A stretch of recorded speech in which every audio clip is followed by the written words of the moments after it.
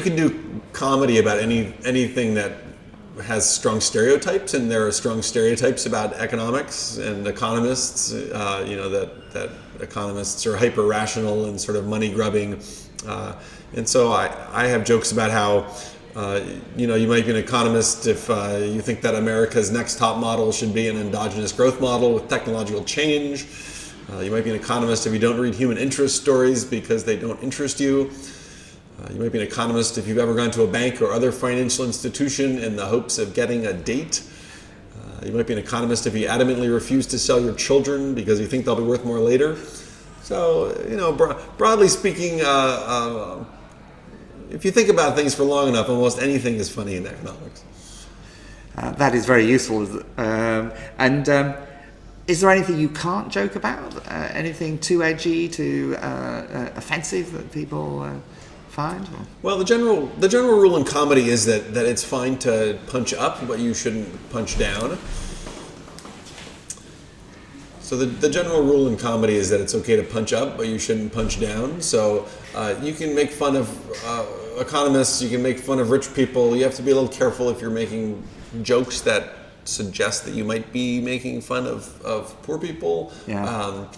And I don't do that, but those are the jokes that sort of come closest to the edge. Like when I talk about development economics, I have a whole series of jokes about variations on the phrase "when life gives you lemons." So, in America, at least, there's this classic phrase, "when life gives you lemons, you should make lemonade." And so I have variations on that phrase for different branches of economics. The one about microeconomics, which students always enjoy, being that when life gives you lemons, you should consider a world with only two goods, lemons and everything else, and then do some, mathematics with indifference curves and budget constraints. So in development economics, when life gives you lemons, you should find 50 similar villages in Kenya, randomly divide them into two groups, give lemons to one of the groups, and then wait 6 months, and then write a paper for the Journal of Development Economics. And that's, it's a joke about randomized control trials, which is the way that a lot of work is done in development economics and other fields as well, including medicine, for example. But it comes, it comes reasonably close to sounding like it's a joke that's making fun of poor people in Africa. And we already have too many of those jokes coming from the current administration in Washington, D.C.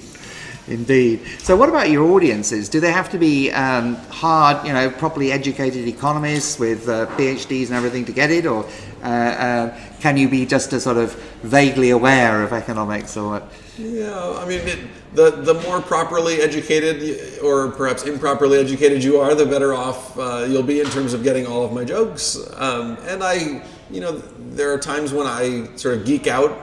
I run the humor session every year at the annual meeting of the American Economic Association, and I always tell everybody that everyone is invited, and that the whole session, well, the whole conference is kind of amazing. It's like 10,000 economists from all over the world who converge on one city for a long weekend, and it's just wild. So I encourage people to come to the whole conference, but the humor session is where I get to do comedy for a whole room full of folks who have been through economics graduate school and who have PhDs in economics. The rest of the year, I perform it mostly at colleges and corporate events. And so the college audiences often are economics students, and that's really fun because they're kind of in the middle of spending all their time thinking about economics and coming across these new ideas and hopefully interesting ideas. And then the corporate events are, bankers, lawyers, accountants. Somebody always tries to tell me the new joke about, the person who became an accountant because they didn't have the personality to become an economist. So it's. And do they laugh at different things? These audiences. Yeah, well, I mean, certainly if I tell a joke about marginal analysis, for example, the economics folks in the audience will get that joke, and the bankers and the lawyers won't. So there are jokes that give me a very strong sense of how much the audience knows about economics, or at least that's what I like to think. So you can start with a joke that's a bit more technical, see if they laugh, and then depending which way, you can move to less technical, less sort of more generic ones. Yeah, I mean, I usually start off with a joke by saying that I'm the world's first and only stand-up economist, and that when I told my father that I was going to be a stand-up economist, he said, Yoram, he said, you can't be a stand-up economist. And I said, why not? And he said, because there's no demand. And just about everybody gets that. And then I say that my response to my father was, don't worry, Dad, I'm a supply-side economist. I just stand up and let the jokes trickle down, and usually fewer people get that. And then I say that I believe in the Laffer curve, and that requires a little bit of knowledge. And then I tell the crowd that that's my joke to test how much economics they know, and that I arrange the rest of the routine accordingly, and they're usually amenable to that. Cool. Yeah. And as you say, there's only one stand-up comedian in economics, you. It must be. It says that on the internet, so it must be true. It must be true, mustn't it? Definitely must be true. So how did you come up with the idea or get into it in the first place? So almost entirely by accident. So while I was in graduate school getting my PhD in economics at the University of Washington in Seattle, I wrote a parody of the 10 Principles of Economics in a popular textbook. And one thing led to another, and it ended up getting published in a science humor journal called the Annals of Improbable Research, formerly known as the Journal of Irreproducible Results. And they run a humor session every year at the biggest science conference in the United States, the AAAS meetings. And in 2004, it happened to be in Seattle, which is where I was living, so I performed my parody there, the 10 Principles parody, and got into stand-up comedy as a hobby. And then after I finished my PhD, I guess two things happened. One was that my academic career did not go quite as well as I had hoped, so I had some extra time for my hobby. And then I put a video up on YouTube, and it got 1 million hits, and people started emailing me and asking me if they could hire me to do economics comedy, and I started saying yes. And as the only stand-up economist, is that a lonely path to tread, or do you feel a sort of particular, isolated actor? Oh, well, I mean, I'm okay with it because, it basically means that I have a monopoly, and having a monopoly is pretty great if you're the monopolist. And, so there's a stand-up mathematician, actually here in the UK, I think. And I always invite people who are interested from the discipline of economics, who are interested in comedy, to perform at the humor session at the American Economic Association meeting. And usually there's 4 or 5 of us who take a swing at the ball.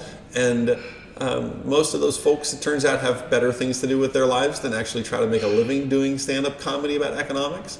But I feel like I get, plenty of appreciation, and I have a good place in the world. And it is worldwide. That economics is all over the place. So you have shows everywhere in the world. Everywhere. Any sort of extreme places you've been? Extreme places like Antarctica? No. Yeah. I've been to. Certainly, the scariest place I've ever done comedy was in Singapore. Just because I was worried that I was going to get arrested, for making jokes about the government. But I had a fine show, and then I hightailed it to the airport just to make sure I was going to get out of the country. But I've done some economics comedy in China. One of the cartoon books that I have a couple of cartoon books about economics. The cartoon introduction to microeconomics, and there's a volume about macroeconomics, and then a cartoon book about climate change, and my co-author and I are working on a cartoon book about calculus. But the macroeconomics book there's a section on China, and it has one fellow saying, one comrade saying, "Long live capitalism," and his fellow says, "Shh, we're supposed to call it socialism with Chinese characteristics." And I presented that slide at a talk that I was giving at a university, and right before I had gotten up to do this, they'd introduced the local leader of the Communist Party who was sitting in the front row, so that was a little bit awkward. But yeah, I mean, I've done comedy shows in Asia and Europe and the United States. That's mostly where that's my territory. So at the moment, the economics profession, or economics, certainly in the UK, is under threat, or at least being debated about whether we need to move to new economics, pluralist economics, and there's a research centre to rebuild macroeconomics. How do you think you're going to be able to get humour out of this, or Do you think this is going to increase the fun? There will almost certainly be something funny to come out of it.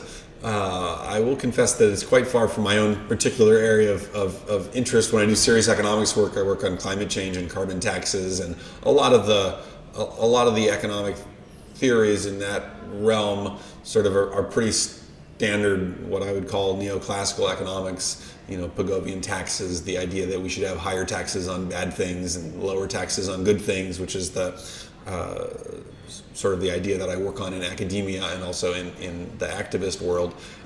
But there will always be humor in economics. So you mentioned that you were an activist as well.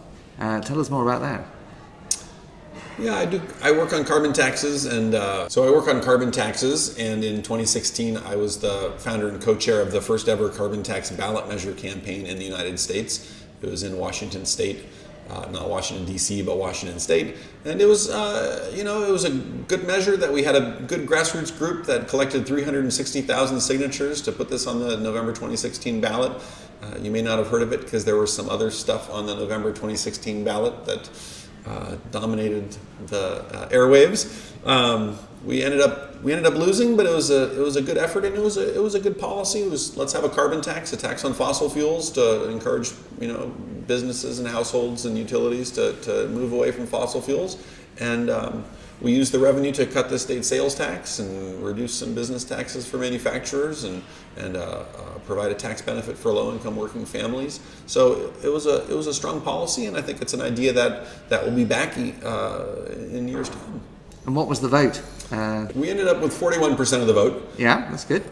Which is not, as I like to say, it is not bad given that we were opposed by just about everybody. So we attempted to do something that was bipartisan and kind of middle of the road, and ended up getting attacked by just about everybody, including the Sierra Club and some of the folks on what I refer to as the environmental left, who wanted to have a kind of a bigger government approach to climate action. So it was a learning experience. And I suppose that was held when climate change is becoming increasingly polarized issue in the US. I think climate change has been polarized in the U.S. for a long time now. So I'm not sure I would say that it's getting any more polarized. In fact, it's possible that it's getting less polarized. That's the hopeful view of things. So I now live in the state of Utah. We moved from Seattle last year, and I'm working with some folks on a carbon tax campaign in Utah because it turns out that there are some bad existing taxes in Utah, like a sales tax on grocery store food, and you could get rid of some of those taxes if you had a carbon tax. And Utah also has some pretty bad local air pollution, and the sources of that local air pollution also in many cases are sources of CO2 emissions that contribute to climate change. As I like to remind everybody, Republicans have children also and are concerned about their health, and some of them are concerned about the future of the planet, and I kind of think hope springs eternal. Well, on that note, thank you very much, Yoram. That was fascinating, and thanks very much. My pleasure.